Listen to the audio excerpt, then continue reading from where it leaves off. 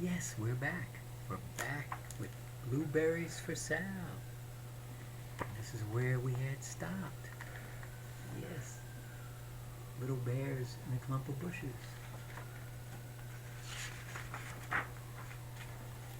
Over on the other side of the hill, little Sal ate all of the berries she could reach from where she was sitting. Then she started out to find her mother.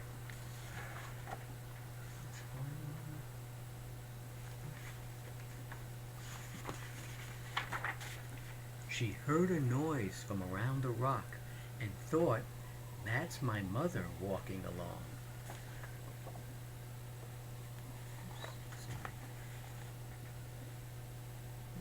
There you are. It's a big rock. But it was a mother crow and her children, and they stopped eating berries and flew away saying, caw, caw, caw. Then she heard another noise in the bushes and thought, that is surely my mother, and I will go that way. There's the crows. Oops. There's the crow. There's the sound.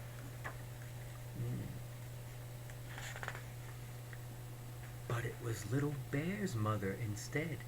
She was trampling along, eating berries, and thinking about storing up food for winter, and Little Sal tramped right along behind her. Little Sal, Big Mama Bear.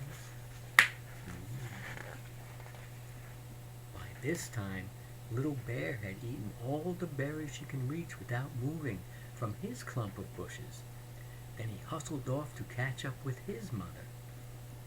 He hunted and hunted, but his mother was nowhere to be seen. He heard a noise from over a stump and thought, that is my mother walking along. And Little Bear, here's the stump. But it was Mother Partridge and her children. They stopped eating berries and they hurried away. Then he heard a noise in the bushes and thought, that is surely my mother. I will hustle that way. He looked at, and the little birdie's running away. They don't want to be mistaken for a berry. But it was Little Sal's mother instead. She was walking along, picking berries, and thinking about canning them for next winter. Little Bear hustled right along behind her. Little Bear, there's Sal's mom. Little Bear and Little Sal's mother and Little Sal and Little Bear's mother were all mixed up with each other along the blueberries of Blueberry Hill. Let's see if we can get this one. So in the picture you can see everybody's with the wrong mama. Wrong mama. That happens in supermarkets for you little guys, right? Little Bear's mother heard Sal walking along behind and thought it was Little Bear, and she said, Little Bear, munch, munch. Eat all you can possibly hold. Swallow. Little Sal said nothing. She picked 3 berries and dropped them, kaplink, kaplunk, kaplunk, in her small tin pail. Little Sal, Big Bear, uh-oh. Little Bear's mother turned around to see what on earth could make a noise like kaplunk. She cried, choking on a mouthful of berries. This is not my child. Where's Little Bear? She took one good look and backed away. She was old enough to be shy of people, even of very small people like Little Sal. Then she turned around and walked off very fast to look for Little Bear. Oops. Look at the face of Mama Bear. You're not my baby. I want my baby. Little Sal's mother heard Little Bear tramping along behind and thought it was Little Sal.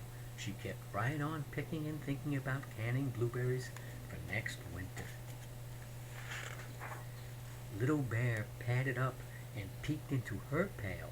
Of course, he only wanted to taste a few of what was inside, but there were so many, and they were so close together. They tasted a mouthful by mistake. Now, Sal, said Little Sal's mother without turning around, you run along and pick your own berries. Mother wants to can these for next winter.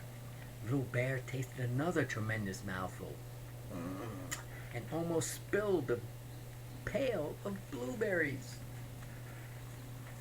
There he is. His whole face is in that bucket. Little Sal's mother turned around and gasped, my goodness, you are not Little Sal. Where is my child? Little Bear just sat munching and swallowing and licking his lips.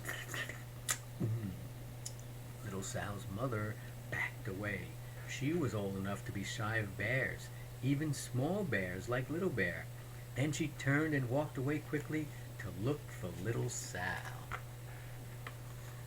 Oh, Bear doesn't mind. Mama minds. She hadn't gone very far before she heard a ka-plink, ka-plank, ka-plunk. She knew just what made that kind of sound. Who makes that kind of sound? Ooh, there's Little Sal with his bucket. Little Bear's mother had not hunted very long before she heard a hustling sound that stopped now and then to munch and swallow. She knew just what made that kind of noise. Oops. And there's a bear looking a little bit perturbed. Little Bear and his mother went home down one side of Blueberry Hill, eating blueberries all the way, and full of food stored for next winter. And Little Sal and her mother went down the other side of Blueberry Hill, picking berries all the way, and drove home with food to can for next winter, a whole pail of blueberries and 3 more pails besides. Everybody's going home.